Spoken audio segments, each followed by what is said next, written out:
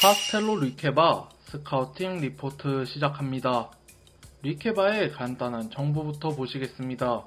키 184cm, 몸무게 84kg, 주발은 왼발이며 프랑스 국가대표이자 현재 라이프치히 소속입니다. 왼쪽 수비수 자리를 주 포지션으로 가져가고 왼쪽 풀백 자리를 소화해본 경험도 있습니다.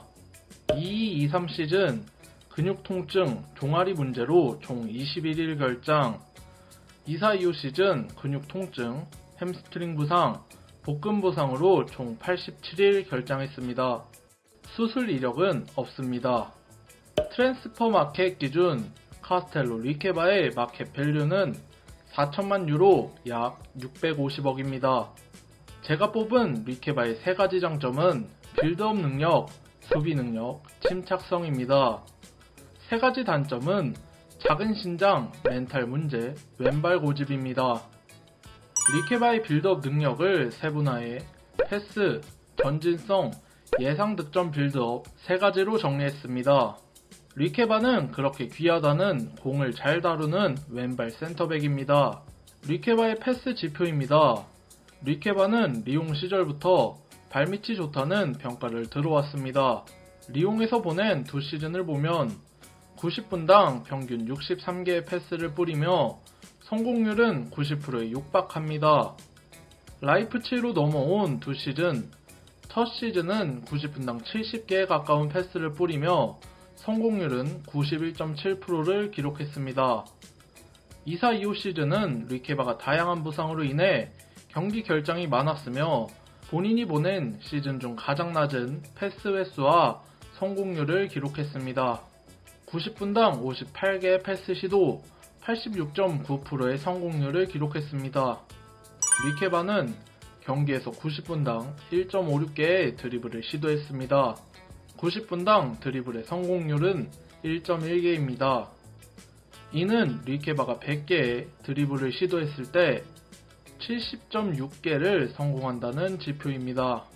유럽 5대 리그와 챔피언스 리그, 유로파 리그에 참가한 수비수들과 비교했을 때 드리블 시도와 성공률은 상위 1%에 해당합니다. 즉 리케바는 공을 몰고 전진할 줄 아는 선수입니다. 리케바의 예상 득점 빌드업입니다. 여기서 XG 빌드업은 마지막 어시스트나 마지막 슈팅에 직접적으로 관여하지 않은 선수들의 공격 기여도를 측정하는 지표입니다.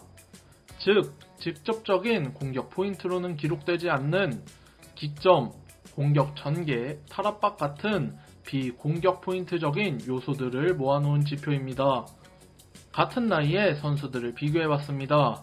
그바르디올은 0.47을 기록, 인카피에는 0.33을 기록, 무릴로는 0.19를 기록, 브랜스웨이트는 0.18을 기록하고 리케바는 0.39를 기록했습니다.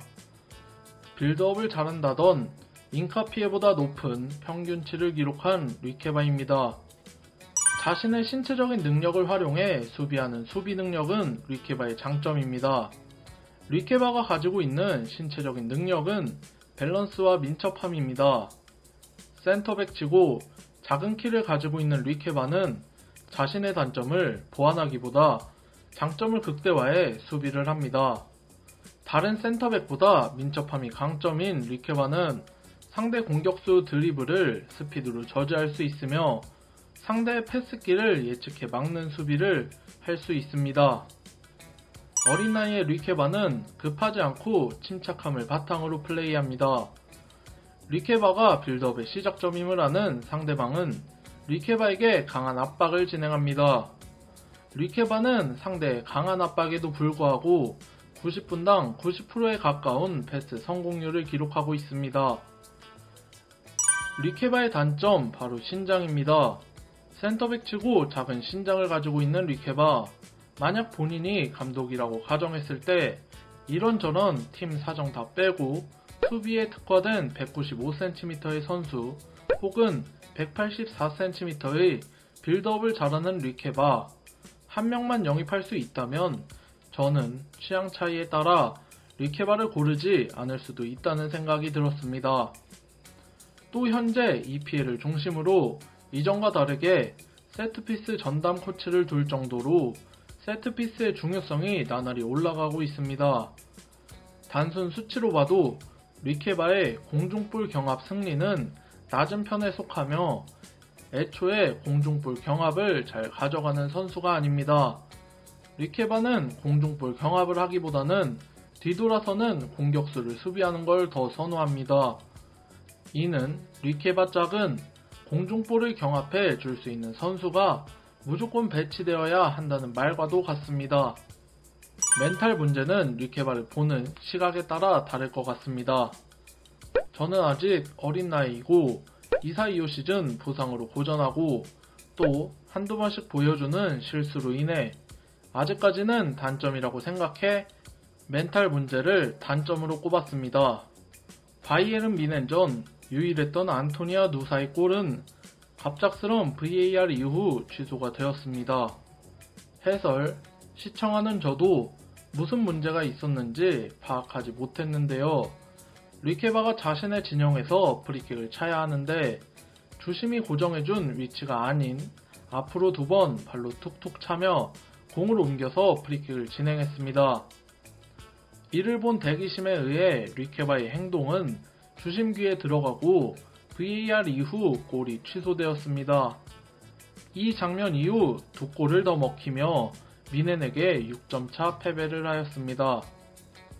이 경기에서 굴라시, 오르반과 함께 리케바는 최저 평점을 받았습니다.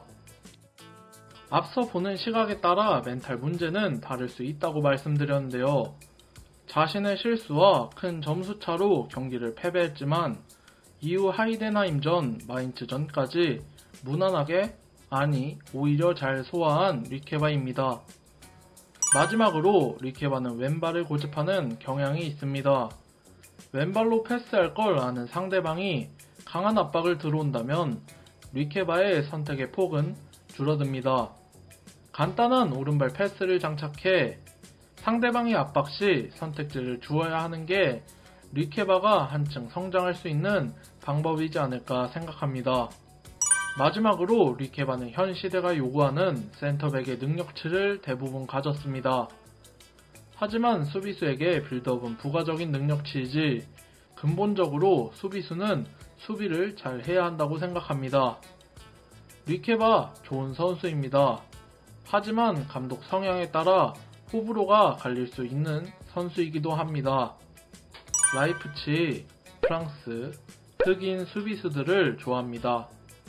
우파메카노, 코나테, 시마칸, 비치아부, 리케바까지 조만간 비치아부의 스카우팅 리포트로 다시 찾아뵙겠습니다.